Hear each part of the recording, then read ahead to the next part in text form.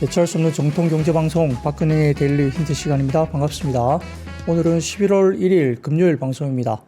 11월의 첫째 날이긴 하지만 주의 또 마지막 금요일이기 때문에 약간 오묘한 느낌이 좀 드는 하루이기도 합니다. 오늘도 역시 시장은 힘이 없었고 특히 코스닥 쪽의 낙폭이 워낙 컸기 때문에 종목들 전체적으로 흐름들이 너무 힘이 없고 대응하기 좀 어려웠던 그런 하루로도 볼 수 있습니다. 시장이 좀 어려운 구간이지만 그래도 11월 접어들면서 대선을 일단 변곡점으로 놓고 그 이후에 좋은 방향으로 일단 좀 흘러갔으면 하는 바람을 가져봅니다. 네, 빠샤맨님 실시간 참여합니다. 이렇게 들어오셨네요. 최근에 보이지 않으셨던 아이디인데 반갑습니다. 로드만 데니스님, 도라님, 등골아빠님, 티파니님, 리시안님, 양말님, 네. AE오막님, 네, 이렇게 말씀 주셨고요. 유향이님, 안녕하세요. DK님, 서창민님, 이렇게 들어오셨습니다. 꾸르미님, 이렇게 들어오셨네요. 고슴도치 헤어 말씀 주시네요. 네. 머리를 좀 짧게 깎다 보니까 그렇게 보이실 수도 있습니다. 네. 자, 그러면 시장 이야기를 천천히 한번 먼저 해볼까요? 코스피는 13포인트 하락 출발 보였습니다. 외국인들 현선물 매도, 기관은 현물 매도, 선물 매수 출발을 보였는데 삼성전자와 2차전지 셀업체 일단은 아침에 일부 소폭 상승세가 있긴 했습니다. 은행과 보험, 정유와 일부 화장품, 자동차 부품 등 상승 출발을 보였는데 미국 주시장은 실적과 회계 이슈 영향에 반도체 업종 위주로 낙폭이 확대됐습니다.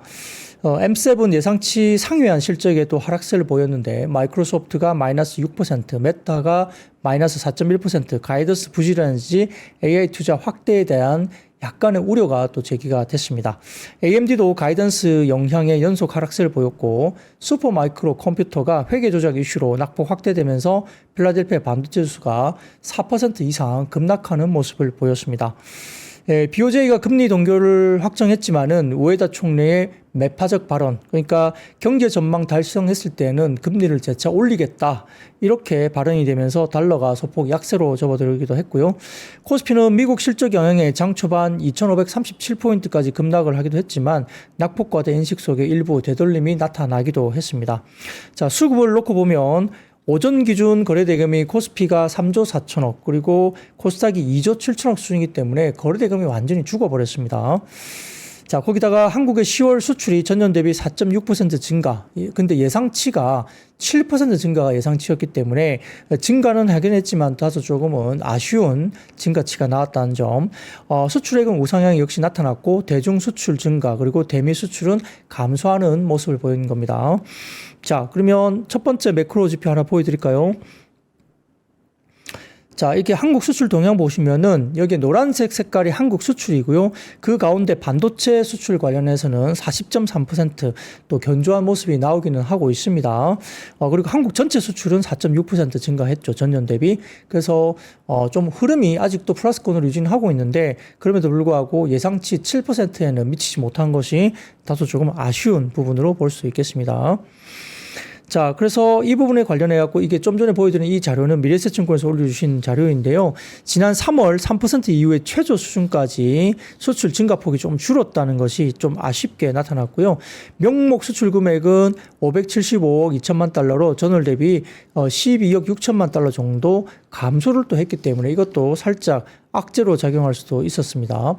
10월에 반도체 수출은 125억 달러 기록했고요. 반도체는 전년 동월 대비 40.3% 증가 기록했는데 9월 기록했던 역대 최고 136억 달러에서 11억 달러 정도 감소한 수치고요. 전체 수출 금액 감소에 약 87% 정도로 반도체에 일단은 9월 대비 빠진 부분들이 전체 10월에 수출 금액에 빠진 부분을 설명하고 있다 이렇게 보입니다.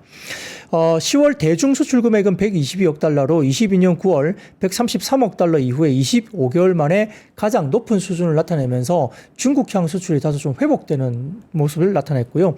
10월 대미 수출 금액은 104억 달러로 지난달과 거의 비슷한 수준으로 나타났습니다.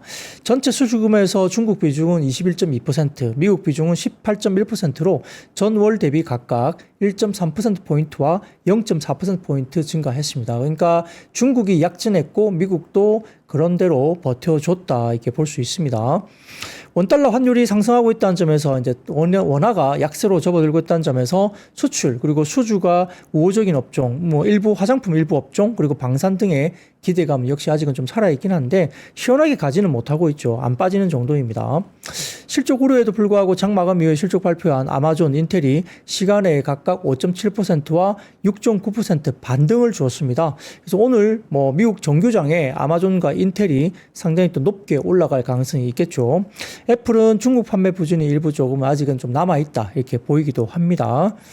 자, 삼성전자와 하이닉스가 동반 하락세를 보였습니다. 지수 낙폭을 추가 확대할 뻔했지만은 시간에 반등했던 일부 뭐 아마존이나 인텔 등이 좀 올라왔기 때문에 다소 좀 낙폭은 그래도 제한적이었다 볼 수 있겠고요. 업종별로는 금융과 화학, 철강, 통신 상승했고 2차 전지와 방산 테마도 어느 정도 플러스가 나는 종목도 있었습니다. 하나유로스페이스가 전일 호실적 발표했고 상대적으로 저평가되어 있다는 분석이 나오면서 강세를 나타냈고요. 자, 그리고 대선 불확실성 영향의 거래대금과 외국인 자금 유입은 거의 없다시피 하고 있기 때문에 이런 부분들이 시장의 동력 그리고 탄력도를 좀 낮추는 그런 이슈도 될 수도 있겠습니다. 자, 코스닥은 미국 주식시장 기술주 약세 투자 심리 위축되면서 대형주 중심으로 하락을 했는데 아모레퍼시픽이 어닝 서프라이즈를 내긴 했지만 추가적인 주가 상승 재료가 필요하다는 분석이 나오면서 약간 뭐 추가 동력은 조금 아쉬웠죠.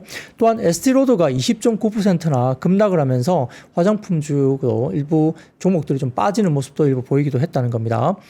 특히 이제 오늘 좀 이슈가 됐던 종목은 그 가운데 HPSP가 상당히 이슈가 됐는데요. ST와의 특허 무효 심판에서 승소했다라고 발표가 됐습니다.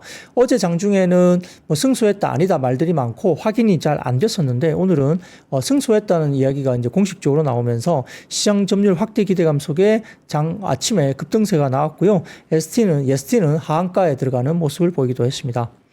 그 외에도 위고비 최다 물량 확보 소식에 유비케어가 강세였고요. 그 다음에 탑런 토탈 솔루션이 뭐 이렇게 10% 중반 정도 장중 급락을 나타냈고 에이럭스도 26% 이상 급락하면서 신규 상장 종목들이 좀 좋지 못했죠.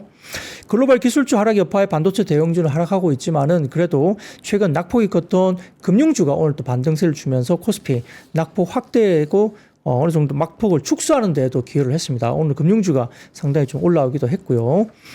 자, 그래서 업종별로는 보험과 금융, 철강, 금속이 강세였고 의료정밀과 건설업, 증권 등이 약세였고요.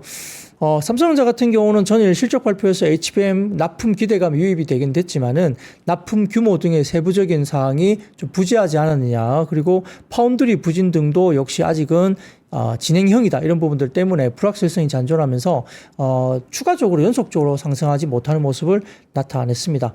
오늘 발표된 10월의 의약품 관련 수출 데이터도 전월 대비 하락을 하면서 녹십자와 한올바이오파마 등의 바이오주들도 일단 빠지는 모습을 보였고요. 한미약품도 동반 하락을 했습니다.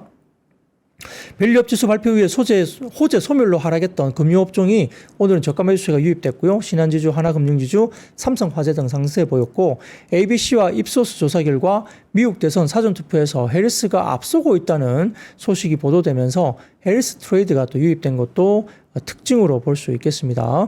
코스닥은 바이오 섹터와 반도체 소부장 주요 종목 하락하면서 지수 약세 견인을 했고 업종별로는 운송 장비, 부품, 금융 등이 강세였고 비금속과 기타 서비스가 약세로 나타냈습니다. 자, 이게 뭐 수급이 죽으면서 키포탑89님, 요금 수급이 죽었네요. 이렇게 말씀 주시는 것처럼 상당히 지금은, 전체적으로 어렵고요. 서보 의원님께서 말씀 주신 것처럼 신규 상장 공모주 열풍도 사그라들기 때문에 뭐 신규 상장 첫날 이렇게 급락하는 모습까지 나오면서 상당히 좀 어려운 이야기들이 나오고 있고 조금 힘이 확실히 없는 모습이 좀 보이기도 있어서 참 어렵습니다. 네, 그런 부분들. 참 어쩔 수가 없네요. 시장이 좀 11월에는 좀 힘을 냈으면 좋겠는데 기대감은 갖고 있습니다. 계절적인 부분 그리고 대선을 치르고 나서 다소 좀 올라올 수 있다는 기대감이 역시 있기 때문에 좀 참아봅시다. 이번 주 다음 주까지 좀 참아보면 뭔가 변곡점이 있지 않을까요? 좀 지나가도록 이렇게 좀 참아보는 견뎌보는 그런 시간도 필요할 것 같습니다. 자, 그러면 첫 번째 자료 하나 보여드릴까요? 자, 애틀란타 여는 GDP 나우의 4분기 성장률입니다. 4분기 성장률이 연율화했기 때문에 추정치는 2.7%로 출발하고 있습니다. 얼마 전에 변경된 GDP가 이제 2.8 정도까지 이제 예시가 됐는데 4분기는 2.7 정도를 일단 추정치가 출발됐고요. 이거는 계속 바뀝니다. 그렇기 때문에 추가로 더 좋아질지 아니면 나빠질지 4분기 GDP를 한번 팔로우업을 추후에 해드리도록 하겠습니다. 자, 그리고 그 다음입니다. PC 전망인데요. 네. PC 전망입니다. 여기 보시면은, 네. 뭐, 평균적으로 코어 PC는 뭐, 전 월비 0.26, 그 다음에 전 연비로도 2.6% 이렇게 나오고 있고요. 헤드라인 같은 경우는 전 월비 0.18, 전 연비 2.1% 이렇게 나옵니다. 그래서 어떻게 나올지 모르겠는데, 각각의 IB들이 이렇게 PC 전망도 이렇게 하고 있다는 점, 이것도 참고를 한번 해보시면 좋을 것 같고요. 자, 매크로 지표는 여기까지 말씀드리겠습니다. 그 다음 섹터로 한번 바로 넘어가도록 할게요. 첫 번째 역시 반도체, IT 대표주 그리고 AI 관련주가 일단 하락세를 나타냈는데요. 뉴욕 증시가 주요 빅테크들 기업 실적에 대한 실망감이 일부 나오면서 3대 지수 모두 하락하면서 마이크로소프트가 6%대, 메타가 4%대 실적 실마감 속에 큰 폭으로 하락세를 보였고요. 애플도 마이너스 1.8, 아마존도 마이너스 3.28, 알파벳도 마이너스 1.9, 여타 대형 기술주들도 동반 하락을 했습니다. 필라델피아 반도체 지수도 아까 급락 마감을 했다고 제가 말씀드렸고요. 지수 단으로 보면 4%대 필라델피아 반도체 지수가 빠졌습니다. 자, 장 마감 이후에 마이크로소프트와 메타 플랫폼이 양호한 분기 실적을 발표를 하긴 했습니다. 근데 요즘에는 실적 자체보다는 향후의 포캐스트가 상당히 중요한데 세부 지표에 대한 실마감이 컸기 때문에 빠졌다 볼 수 있는데 마이크로소프트 같은 경우는 EPS가 3.3달러를 기록하면서 시장 예상치 3.1달러를 상회했지만 애저 클라우드 서비스 사업 부분의 성장률이 33%를 기록했는데 향후에 클라우드 성장이 또 둔화될 것이라는 전망이 나오면서 좀 주춤한 모습을 보였고 메타도 시장 예상치를 웃돈 실적을 발표를 했는데 페이스북과 인스타그램의 일일 활성 사용자 수 DAP라고 그러는데 이것이 전년 동기 대비 5% 증가한 데 그치면서 시장 예상치를 밑도는 흐름 때문에 부정적인 이슈로 불거졌습니다. 자, 한편 이제 삼성전자 같은 경우는 3분기 부진한 실적, 확정 실적을 어제 발표를 했는데 HBM3 콜 테스트 중요 단계를 완료했다고 밝히면서 여러 회사들이 좀 긍정적으로 말을 할 수 있겠지만은 오늘 관련된 삼성전자 리포트를 보면 한국투자증권, 신한투자증권, 대신증권, 한화투자증권 등이 삼성전자 목표 주가를 일부 하향 조정을 했습니다.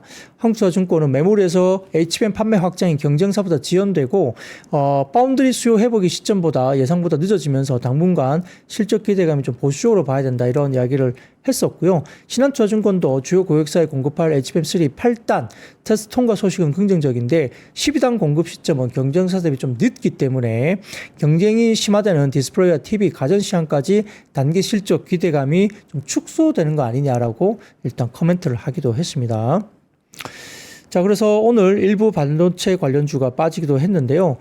또한 AI 관련주들도 역시 주가가 오늘 좋지는 못했습니다. 거기다가 전선과 전력 설비 관련주도 역시 같이 동반 하락했고 인터넷과 IT 대표주들도 빠지기도 했습니다.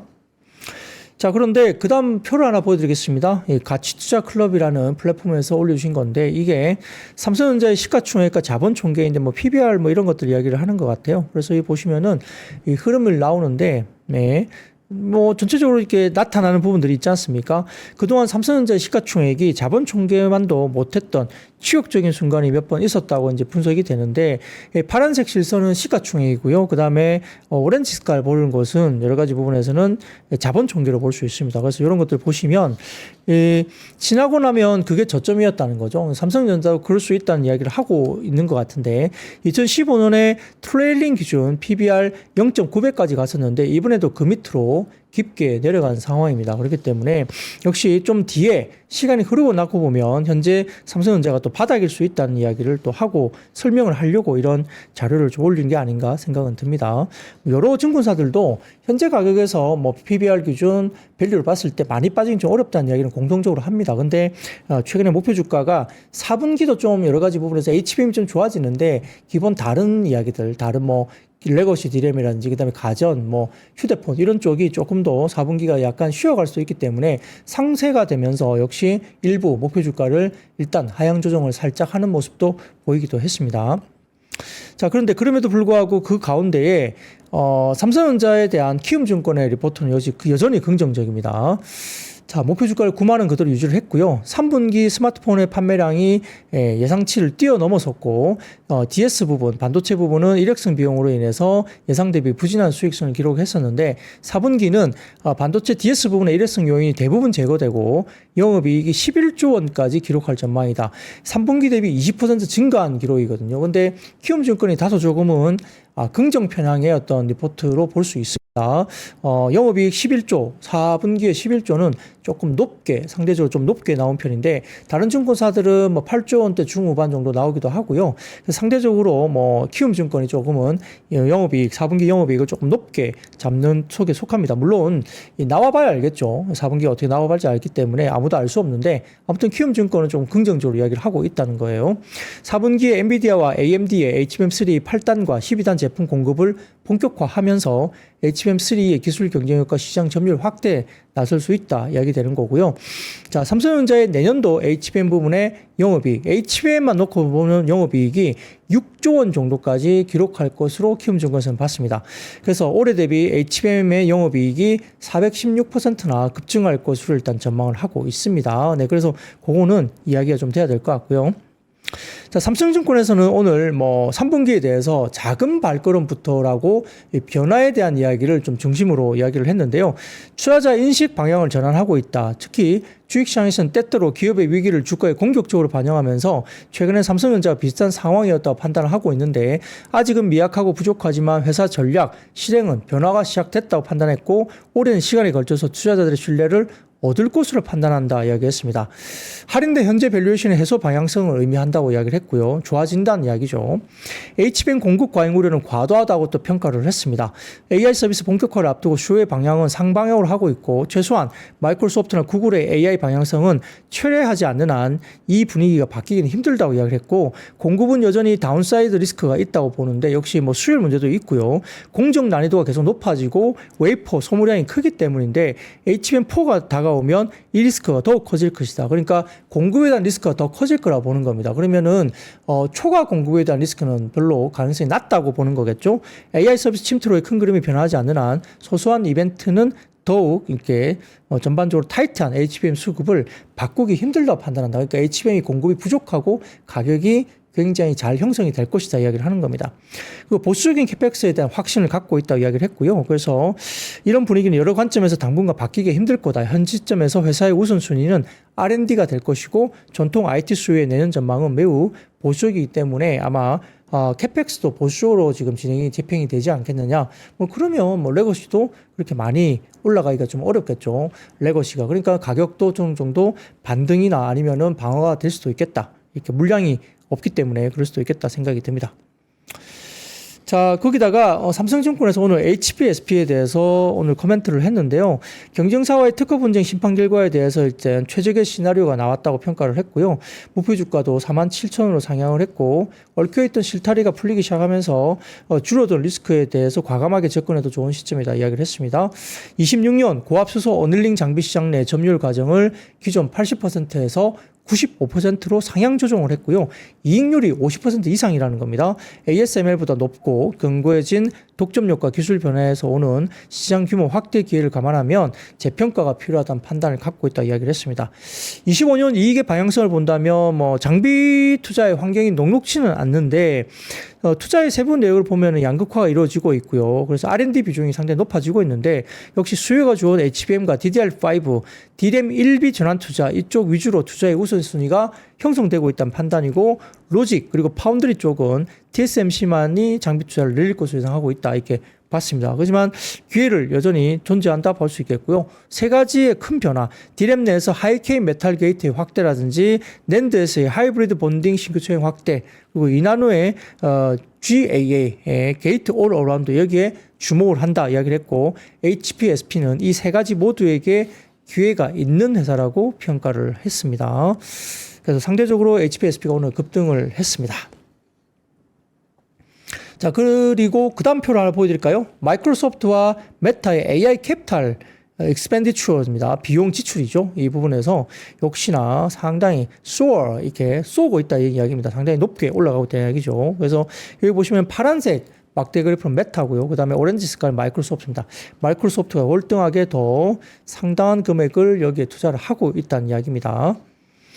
자, 그리고 메리츠 증권에서 오늘 이야기를 했는데 애플의 4분기 관련해서 3분기 실적 발표를 하면서 Q&A 커멘트가 있었는데 애플 관련해서 3분기 실적 관련 커멘트를 하면서 4분기 디램과 낸드 가격에 대한 이슈를 애플이 커멘트를 했다는 거예요. 그래서 애플 쪽에서는 부품가 흐름에 대한 질문이 있었는데 애플의 GPM 저하 그리고 기여 요인에 대한 시각을 공유 부탁드린다는 질문이 있다는 겁니다.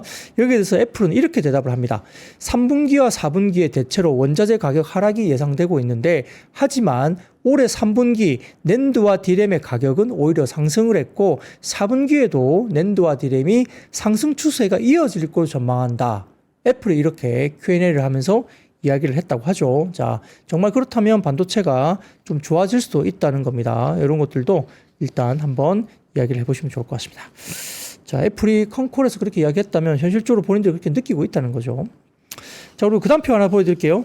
고밍치입니다. 예, 우리들의 고밍치인데 슈퍼 마이크로 컴퓨터 이 부분인데요. 경영진이 이사회 교체를 전격적으로 할 수 있다. 그리고 인수 합병까지도 예상할 수 있다. 이렇게 코멘트를 했다고 합니다.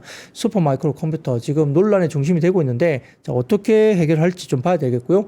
경영진과 이사진이 전격 교체가 될 수 있고 인수 합병까지 예상한다는 거니까 뭔가 큰 변화가 있을 수도 있다는 걸로 추정을 할 수 있습니다. 한번 지켜보시죠.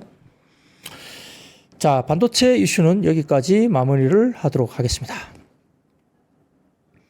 자, 그러면은 두 번째입니다. 3분기 화장품 수출 호조세, 아모레퍼시픽 호실적 등에 뭐 빠지는 종목도 꽤 있었지만은 일부 관련주는 또 올라가기도 했습니다. 자, 30일 중소벤처기업부의 올해 3분기 중소기업 수출 동향 자료에 따르면 3분기 수출 중소기업 수출이 역대 최고 수출을 기록한 데 이어서 1위는 화장품이 차지했고요. 3분기 중소기업 수출액은 전년 동기 대비 5.9% 증가한 284억 7천만 달러로 3분기의 누계 수출은 전년 대비 4.7% 늘어났고 845억 6천만 달러를 기록했습니다. 자, 그 다음 도표를 하나 보여드릴게요. 하나증권의 도표인데요.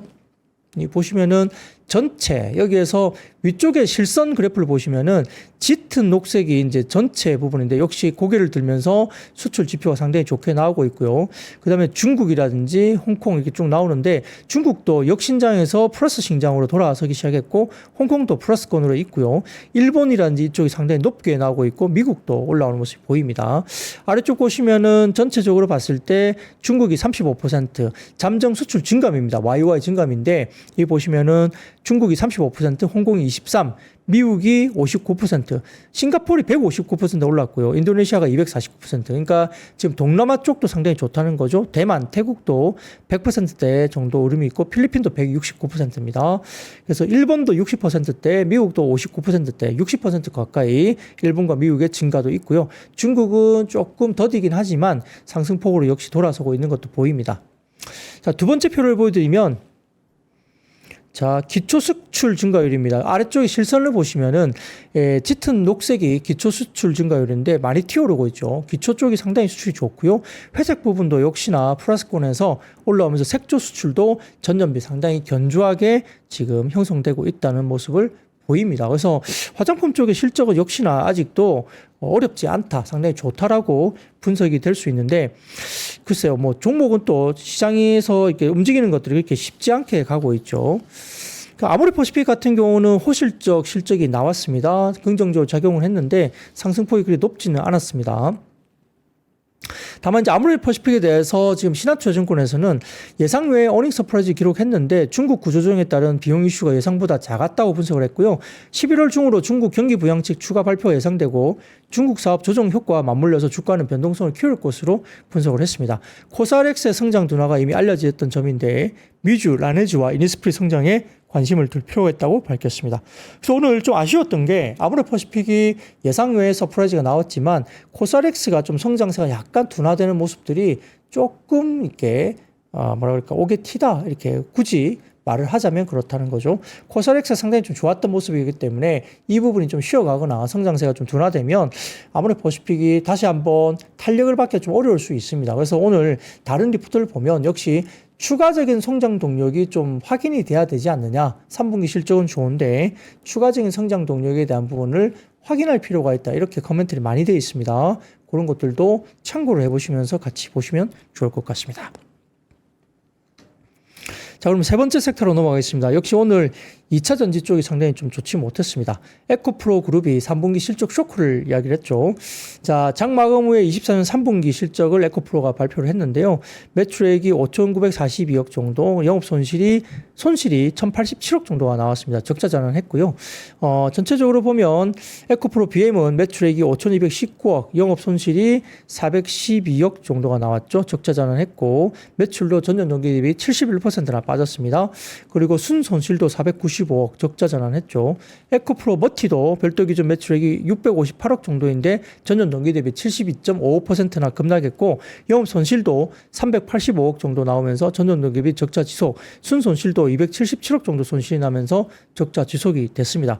에코프로 HN도 연결 기준 매출이 561억, 전년 동기 대비 14% 빠졌고요. 영업이익도 56억 정도 나오면서 전년 동기 대비 50.3% 하락했습니다. 순이익도 48억 정도 나오면서 전년 동기 대비 50.3% 정도 빠지는 모습을 보였죠.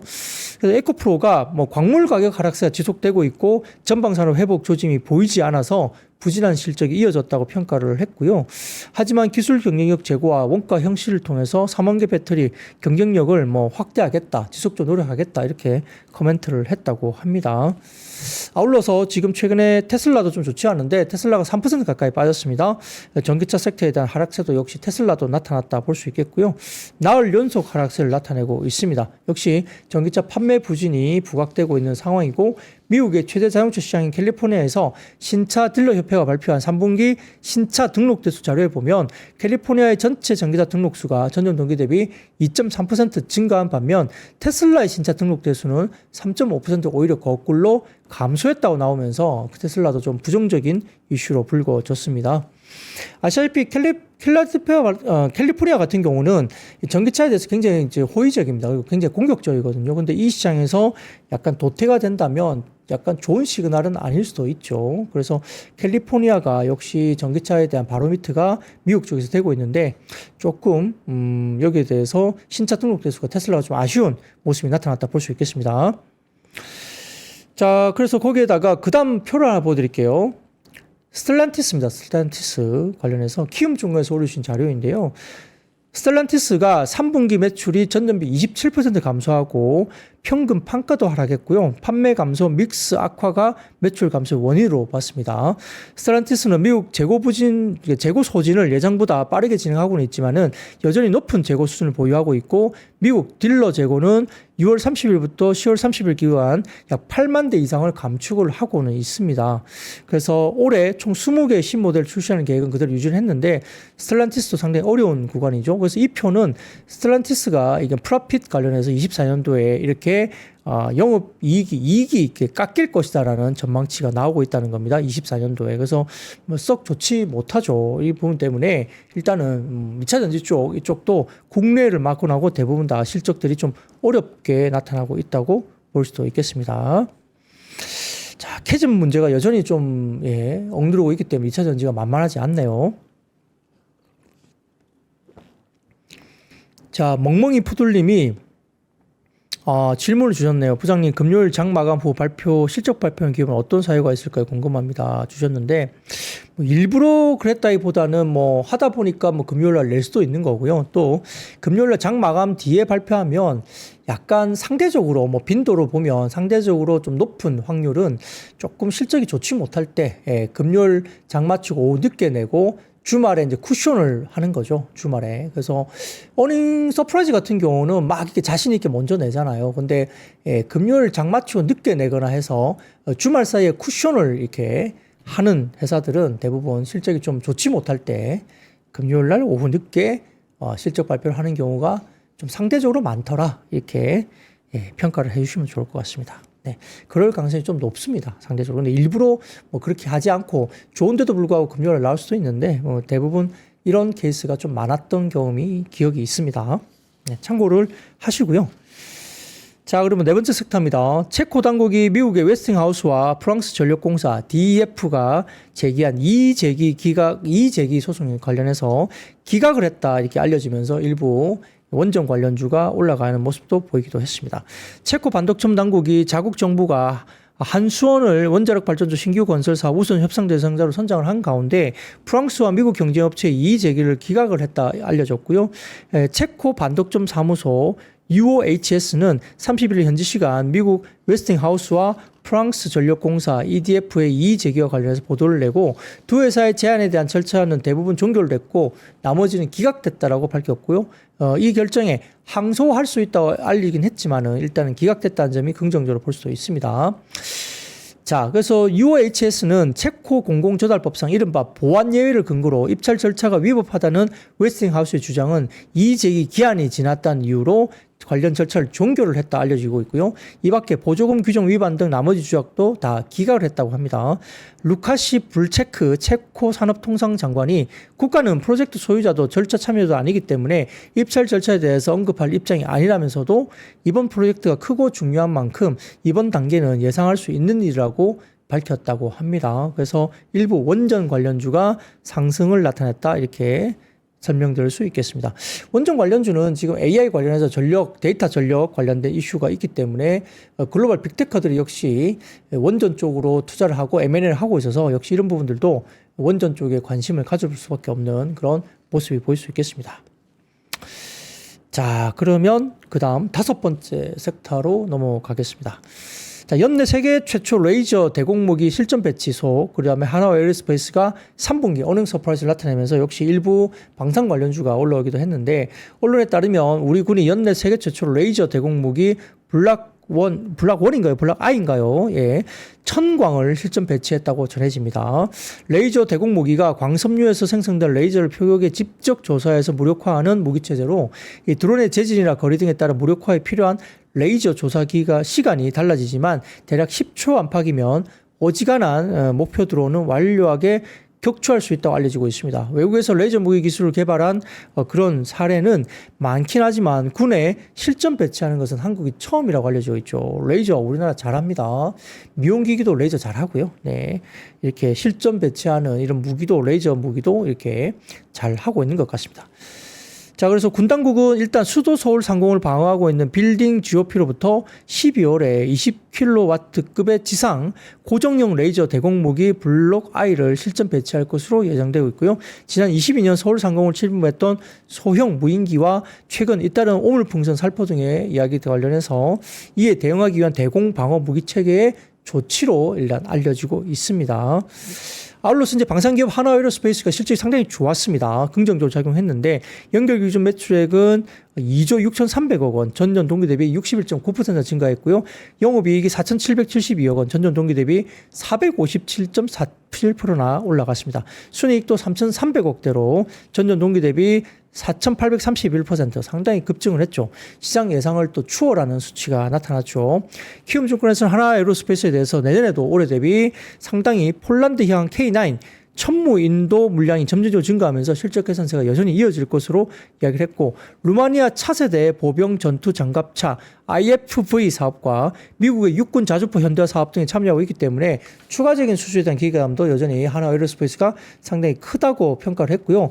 여기도 역시 하나에어로스페이스가 최근에 다른 그 방산보다는 덜 올랐다, 밸류에이션이 싸다고 언급이 되고 있죠. 거기에 대해서 또 외신에 따르면 이란이 며칠 안에 이라크 영토에서 이스라엘을 공격할 준비를 하고 있다는 전언이 외신에서 나왔습니다. 이것도 다소 조금은 일부 방산업종들이 움직이는 이슈가 되기도 했습니다. 삼현, 한일단조, 삼형 ENC 이런 일부 개별 종목도 올랐고요. 하나에어로스페이스도 오늘 주가가 올라가기도 했습니다. 방산은 계속적으로 좀 딜레마인데, 자, 많이 오른 종목도 있고 또 덜 올랐다고 해서 하나에어로스페이스가 올라갔는데, 자, 트럼프 후보가 당선이 되면 또 이게 종전 이슈가 또 벌어질 수 있습니다. 우크라이나라든지 종전 관련된 이슈가 나올 수 있고, 더군다나 지금 트럼프 후보는 당선이 되면 또 김정은 위원장한테 또 뭐 같이 메이저리그 야구를 보자 뭐 이런 식으로 제안을 했기 때문에 또 이게 종전에 대한 이슈가 또 불거질 수 있죠. 그렇기 때문에 이 트럼프 대통령이 됐을 때 나토에 대한 방위 분담금에 대한 요구 이것 때문에 방산이 또 좋아질 수도 있고 종전 이슈도 있기 때문에 이것도 단기적으로 또 악재가 될 수도 있고 뭐 여러 가지 양면적인 어떤 상황을 다 갖고 있다는 점도 봐야 되겠죠. 그래서 모르겠습니다. 좀 분위기를 좀 지켜봐야 될 것 같네요. 자, 그래서 뭐 그런 방산 쪽은 근데 개인적으로 방산은 계속적으로 좀 봐야 된다고 생각을 합니다. 조정이 나올 수 있는데 트럼프 후보 당선 때문에 혹시라도 일단은 뭐 종전 이슈 때문에 방산 관련해 조정이 나온다면 오히려 기회로 보고 좀 더 길게 긍정적으로 좀 접근해야 되지 않을까 생각을 하네요. 그런 것들 말씀을 좀 드리겠습니다. 자, 루시안님 오늘 옷 컬러가 좋으신 상황인데 피부랑 너무 잘 어울리세요. 이렇게 해서 오늘 저에 대한 어떤 그 컬러감 그리고 패션에 대해서 또 말씀을 주시는데 닥터 K님께서 박 부장님 스타일이 댄디하십니다 말씀 주셨고요. 그러시면서 하시는 말이 사모님이랑 데이트 가시려나? 불금이라서 이렇게 말씀 주시네요. 근데 데이트 가려고 이렇게 한 건 아니고 오늘 IBK 금융그룹 IBK 금융그룹 본사에서 파이낸스 센터에서 오늘 이제 강연이 있었어요. 그래서 제가 초청 강연을 좀 이렇게 하는 바람에 옷을 조금 입고 왔습니다. 예.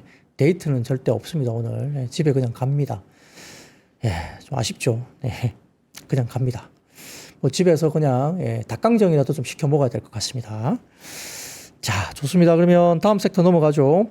오늘 유가가 일부 좀 올라가면서 정유와 LPG가 상승세를 보이기도 했는데요.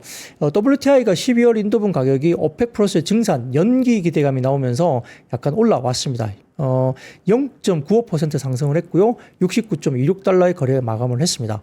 오펙 석유 수출기구 오펙과 주요 산유국 간의 협의체인 오펙 플러스가 이르면 다음 주에 산유량 증대 시점의 연기를 발표할 것이라고 소식이 전해지고 있어요. 당초에 오펙 플러스는 12월부터 산유량을 하루 18만 배럴 증산 계획을 세운 바가 있는데 이것을 연기할 수 있다는 거죠. 물론 그들도 재정 이슈가 있기 때문에 유가가 더 빠지면 좀 곤욕스럽습니다. 그렇기 때문에 유가를 또 방어를 해야 된다는 입장에서 이렇게 증산 계획을 또 연기를 할 수도 있다 이야기 나온 거죠. 이런 부분도 있고요. 외신에 따르면 아까 말씀드렸던 이란이 며칠 안에 또 이라크 영토에서 이스라엘을 공격할 준비를 하고 있다고 전언이 나오고 있기 때문에 이런 부분들도 다소 좀 유가가 다시 좀 일부 리바운딩이 나오는 쪽으로 이야기가 되고 있습니다. 자, 이란이 11월 5일 미 대선 전에 이라크 영토에서 다수의 드론과 탄도미사일을 이용해서 이스라엘을 공격할 수 있을 것으로도 이스라엘 정부 당국이 또 예상하고 있다 이렇게 외신이 나오고 있기 때문에 뭐 그런 것들 이슈가 유가에 대한 살짝 반등을 주는 이슈로 볼 수 있겠습니다. 자, 한편 전일 SK가스는 11월 프로판 가격을 킬로그램당 1299.81원 10월과 동일한 수준으로 정했는데 반면 부탄 가격을 리터당 941.24원으로 전월보다 14.04원 인상을 했다고 합니다. 이 원도 11월 가정 산업용 프로판 가격을 전달과 같은 킬로그램당 1,400원 정도 올렸죠. 그리고 산업용 프로판을 킬로그램당 1,306원 정도로 정했는데 부탄은 리터당 전월보다 14.04원 인상한 941.83원으로 책정했기 때문에 일단은 이런 가스, LNG, LPG 관련 쪽도 주가를 좀 움직였습니다. 중앙에너비스, 흥구석유, SO일, SK 이노베이션 이런 종목들로 올라왔고요. 오늘 2차 전지가 또 나쁘지 않았기 때문에 SK 이노베이션도 주가가 올라온 점도 일단은 이야기가 될 수 있겠습니다. 자, 닥터 K님께서 강연을 빛내셨군요 말씀 주시는데요. 그렇지 않습니다. 그냥 열심히 노력하고 공부하는 것들 이제 전달하고 공유를 해드린 것 뿐이고요. 네. 양말님께서 제가 이미 영국 바보의 앰버서더라 말씀 주시는데 앰버서더 절대 아니고요. 바보를 그냥 집사람이 바보를 사서 입으라 그러길래 그냥 입으라 해서 입는 겁니다. 네, 너무 앞서 나가면 안 되십니다. 하야니아님 이쁘십니다. 너무 감사합니다. 하야니님 잘 되실 겁니다. 네, 늘 제가 관심 있게 보고 있습니다. 감사합니다. 자, 이게 뭐고 모르겠다님. 와, 본사에서 밀어주는 박 부장님 조만간 이사로 승진하시는 건가. 제가 오늘 간 곳은 IBK 투자증권이 아니고 IBK 기업은행 금융그룹이죠. 그래서 제 승진 여부하고는 전혀 상관이 없는데요. 네, 승진 될지 안 될지는 저도 잘 모르겠습니다. 근데 강연에 초청해 주시니까 예쁘게 봐주신 거겠죠. 네. 근데 이사가 중요합니까? 네, 상무, 전무, 이사 중요하지 않습니다. 연봉이 중요하죠. 연봉이 얼마를 받느냐가 중요합니다. 자, 그러면 다음 섹터로 넘어가죠. 7번째입니다. 중국의 리스크와 트럼프 트레이드 약화 소식에 조선과 조선기자재가 하락을 했습니다. HD 한국조선해양, 삼성중공, 하나오션 등의 국내 조선 3사가 13년 만에 동반 흑자 달성을 목전에 두고 있는데 2007년 조선업의 슈퍼사이클 초호황기가 재현되고 있는 거 아니냐 이야기가 기대감이 계속 커지고 있었죠. 근데 일부에서는 최근 중국 역시 프리미엄 선박 시장에 적극적으로 뛰어들고 있다 이렇게 분석이 되고 있으면서 조선업 호황이 살짝 좀 우려가 나올 수 있다. 피크아웃이 될 수 있다. 이런 분석도 조금 나오고 있는 것 같아요. 중국 조선사들이 수주 물량에서 국내 조선사를 크게 압도하고 있다. 이건 뭐 저희가 알고 있죠. 근데 뭐 고부가가치 관련된 제품들은 한국이 잘하고 있기 때문에 이런 것들을 불식시킨 것으로 저희가 보고 있었습니다만 최근에 영국 조선해운 시황 조사업체 클락슨 리서치에 따르면 올해 1월부터 9월까지 글로벌 선박 수주 누계가 4,979만 슈지티에서 중국이 3,467만 슈지티, 한국이 872만 슈지티로 점유율이 중국 같은 경우는 70% 그리고 한국 점유율은 18% 정도에 차지했다 이렇게 볼 수 있습니다. 자, 그래서 올해 수주 선박수를 비교하면 중국은 1222척, 한국이 201척으로 6배 넘는 수치를 중국이 수주를 하고 있고요. 또한 중국은 비교적 기술 문턱이 낮은 컨테이너선에서만 점유율 높게 가져갔지만 현재 친환경 선박 등의 고부가가치 선박 기술 개발에도 속도를 내고 있다. 그리고 중국의 1, 2위 국영조선사인 중국 선박공업그룹과 중국 선박 중공업그룹이 합병이 완료되면 국내 기업의 LNG 운반선 수주 점유율을 빠르게 추격할 수 있는 거 아니냐 이런 우려가 있다고 시장은 보고 있는 것 같습니다. 자, 그래서 조선과 조선기자재가 항상 좋은데 이런 이슈로 뭐 피크 이야기가 또 나오죠. 네. 참 이게 뭐가 좋아지려고 그러면 항상 이렇게 또 피크아웃 이야기가 계속적으로 이야기 나옵니다. 모르겠습니다. 자, 근데 아울러서 트럼프 트레이드가 약화된 부분도 부정적으로 이야기되고 있죠. 언론에 따르면 조선주가 트럼프 전 대통령이 미국 내 에너지 개발을 장려하고 이제 전통 에너지를 상당히 중요하게 여기지 않습니까? 그리고 LNG, 액화 천연가스의 수출 설비 확충을 강하게 주장하고 있기 때문에 그래서 당선 시에 LNG선 발주가 늘어날 수 있다는 기대감이 있었어요. 그런데 최근 들어서 다시 트럼프가 약진을 하다가 다소 좀 트럼프 트레이드가 약화되면서 오늘은 해리스 트레이드가 들어왔죠. 그렇기 때문에 이런 부분들이 이야기가 됩니다. 자, 그래서 다음 표를 하나 가져와 봤는데요. 자, 이겁니다. 이렇게 보시면은 뭐 빨간 게 더 많긴 한데 자, 이게 대선 5일을 앞두고 CNN 기준의 선거인단을 볼 수 있는데요. CNN 기준 선거인단 분석을 보면 해리스가 278, 트럼프가 241로 나타났다고 합니다. 그래서 이렇게 조사마다 이렇게 각각 내용들이 달라요. 어떤 조사는 또 트럼프가 월등하게 좋다, 경합이다 말도 있고 또 이렇게 CNN 관련된 이슈가 나오면 또 이렇게 선거인단 기준으로 해리스가 뭐 278이면 거의 당선 쪽에 속하잖아요.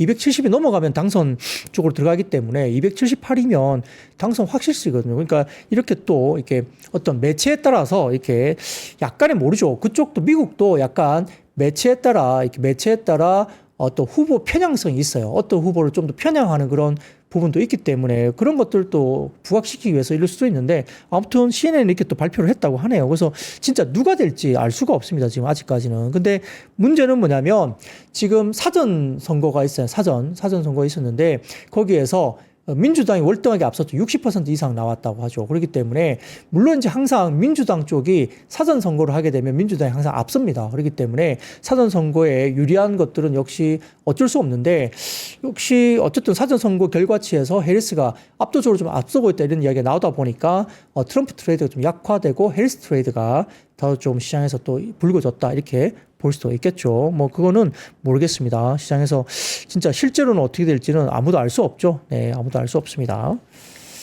자, 그리고 그 다음 8번째입니다. 여기 이어서 비트코인도 7만 달러가 다시 붕괴됐습니다. 가상화폐까지 빠졌죠. 이것도 아마 트럼프 트레이드가 다 좀 약화되면서 근데 뭐 비트코인 가상화폐는 트럼프가 됐든 해리스 후보가 됐든 역시 똑같이 가상화폐 쪽은 역시나 긍정적인데 역시 트럼프 트레이드로 올라왔다고 분석이 됐기 때문에 트럼프 트레이드가 후퇴가 되면서 역시 비트코인 가격이 역시 69,800달러 그렇게 정도로 이렇게 내려왔죠. 그래서 일단 거래가 좀 내려왔다. 약간 조정을 받았다. 이렇게 이야기됩니다. 얼마 전에 국내에서 1억이 넘었잖아요. 근데 오늘 9,700만 원대 선에서 거래가 됐다. 볼 수도 있겠죠. 자, 그런데 정치 베팅 사이트 폴리마켓에 따르면 트럼프 후보의 당선 가능성은 67%에서 61%로 하락했다 나오지만 그래도 60%가 넘습니다. 그래서 베팅 사이트는 여전히 트럼프 후보의 당선 확률을 높이고 있는 상황인데 모르겠습니다. 실제로 정말 선거는 열어봐야 되겠다 생각이 드네요. 자, 9번째입니다. 역시 이것도 마찬가지입니다. 트럼프 미디어 앤 테크놀로지 그룹이 11.72%나 급락했어요. 연이은 주가 급락이 나오면서 건설기계, 우크라이나 재건, 남북 경협도 역시 트럼프 트레이드의 후퇴 때문에 역시 오늘도 주가가 좀 빠졌다 이렇게 볼 수도 있겠죠. 최근에 더 이코노미스트와 유거브가 지난 26일부터 29일까지 미국 전역에서 1,446명의 등록 유권자를 대상으로 실시해서 공개한 여론조사 오차범위 플러스 마이너스 3.4%포인트에 관련해서 가상 대결에서 해리스 부통령이 47%, 트럼프 후보가 46% 지지를 받았다 나오기 때문에 여기에서도 해리스가 또 이겼죠. 그러다 보니까 트럼프 트레이드의 후퇴가 나타나고 있습니다. 여기에 따라서 사전투표 우세 소식 등에 따라서도 신재생에너지와 마리아나 관련주도 오늘 주가들이 좀 올라왔다는 거죠. 이런들이 역시나 참 어렵죠. 자, 그리고 ABC 뉴스와 입소스가 지난달 18일부터 22일까지 전국 성인 2,808명을 대상으로 진행한 여론조사에 따르면 해리스 부통령이 이미 투표를 진행한 응답자들 중, 사전투표를 한 응답자들 중에 62%를 지지를 받았다 이야기됐죠. 그래서 사전투표가 역시 민주당 쪽이 압도적입니다, 지금. 그렇기 때문에 이런 것들도 나오고 있고요.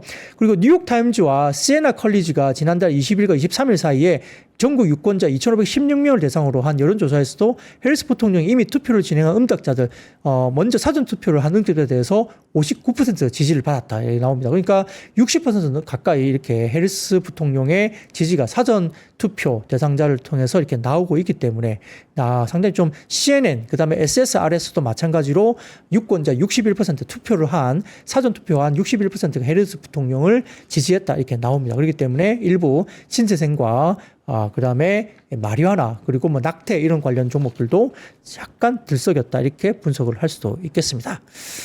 자, 서보현님, 100억 박 부장님 최저시급 차은우 이렇게 선을 넘으시면 제가 좀 곤란합니다. 차은우 씨 죄송하고요. 이렇게 갑자기 소환돼서 이런 말씀 듣게 해서 정말 죄송합니다. 제가 차은우 씨 팬입니다. 차은우 가디건도 제가 입고 있어요. 그렇기 때문에 팬이니까 오해를 하지 마시고요. 자, 오늘 준비한 이야기 여기까지입니다. 내일 충분히 주말에 쉬시고 월요일날 찾아뵙겠습니다. I see you. 삶의 격을 높이는 9가지 지혜를 함께 나눕니다. 위즈덤 칼리지 시즌 2 영상 아래 링크를 클릭하시면 자세한 내용을 확인하실 수 있습니다.